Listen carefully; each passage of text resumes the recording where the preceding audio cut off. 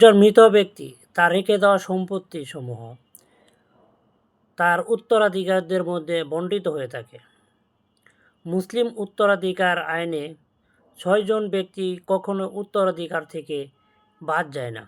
এই ৬ জন হলো: ১ পিতা, ২ মাতা, ৩ ছেলে, ৪ মেয়ে, ৫ স্বামী এবং ৬ স্ত্রী। এখানে উল্লেখ্য, স্বামীর অবর্তমানে স্ত্রী এবং স্ত্রীর অবর্তমানে স্বামী উত্তরাধিকার হিসেবে প্রাপ্ত হন। এই ৬ জন ব্যক্তি বিভিন্নভাবে বিভিন্ন অংশ সম্পত্তির পেয়ে থাকেন। আজকের ভিডিওটি একটু লং হবে, কিন্তু মনোযোগ দিয়ে শুনেন, ভবিষ্যতে কাজে লাগবে। প্রয়োজনে শেয়ার করে রাখেন টাইমলাইনে, ভবিষ্যতে কাজে লাগবে। ১ স্বামীর অংশ। স্বামী তার মৃত স্ত্রীর রেখে যাওয়া সম্পত্তি ২ ভাবে পেয়ে থাকেন। ১ মৃত স্ত্রীর কোনো সন্তান বা পুত্রের কোনো সন্তান থাকলে স্বামী তার স্ত্রীর সম্পত্তির 4/1 অংশ পেয়ে থাকেন। এবং ২ তার মৃত স্ত্রীর কোনো সন্তান না থাকলে বা পুত্রের কোনো সন্তান না থাকলে স্বামী তার স্ত্রীর 2/1 অংশ পেয়ে থাকেন। ২ স্ত্রীর অংশ। স্ত্রীও তার মৃত স্বামীর সম্পত্তি ২ ভাগে পেয়ে থাকেন।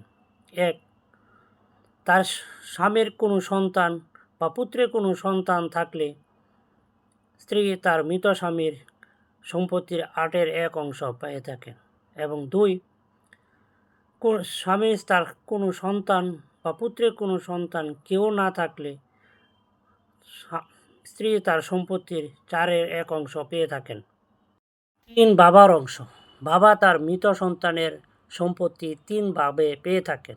১ মৃত সন্তানের যদি পুত্র বা পুত্রের পুত্র বা পুত্রের পুত্রের পুত্র যত নিচেই থাকুক না কেন, কেউ যদি জীবিত থাকে, সেক্ষেত্রে বাবা তার মৃত সন্তানের সম্পত্তির 6/1 অংশ পাবে। ২ মৃত সন্তানের কন্যা বা পুত্রের কন্যা যদি কেউ থাকে, সেক্ষেত্রে বাবা তার মৃত সন্তানের সম্পত্তির 6/1 অংশ পাবে। এখানে উল্লেখ্য যে যদি অন্যান্য অংশীদারকে দেওয়ার পর অবশিষ্ট কিছু সম্পত্তি থাকে, সেই ক্ষেত্রে বাবা পাবে। ৩ তবে মৃত ব্যক্তির কোনো সন্তান বা বাবা কেউ যদি জীবিত না থাকে, সেই ক্ষেত্রে মৃত ব্যক্তির ভাইয়েরা পাবে।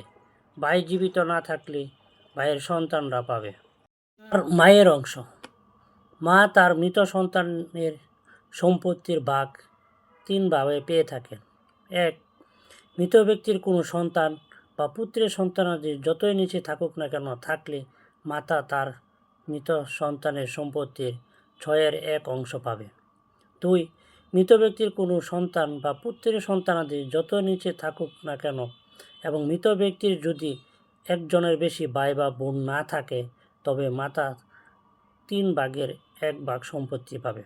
৩ কোনো সন্তান বা পুত্রের সন্তানাদি যত নিম্নের হোক না কেন না থাকলে বা কমপক্ষে 2 জন ভাই বোন না থাকলে এবং যদি মৃত ব্যক্তির স্বামী বা স্ত্রীর অংশ বাদ দেওয়ার পর যা অবশিষ্ট থাকবে, তার 3/1 মাতা পাবেন।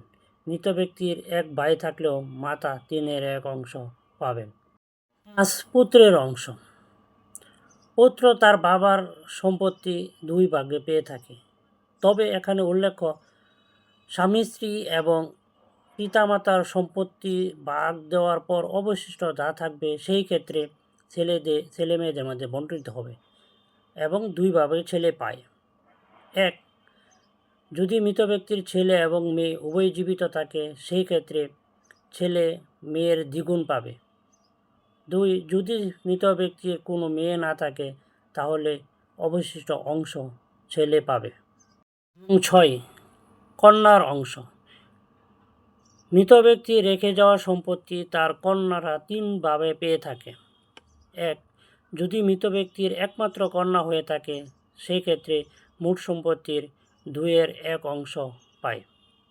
২ যদি মৃত ব্যক্তির একাধিক মেয়ে থাকে, সেই ক্ষেত্রে মেয়ে সবাই মিলে সমানভাবে 3/2 অংশ পায়। এবং ৩ যদি পুত্র সন্তান থাকে, সেই ক্ষেত্রে মেয়ে মেয়েরা ছেলেদের অর্ধেক অংশ পায়। ধন্যবাদ সকলকে আমার সাথে থাকার জন্য। নিজের টাইমলাইনে শেয়ার করে রাখুন, ভবিষ্যতে কাজে লাগবে ইনশাআল্লাহ।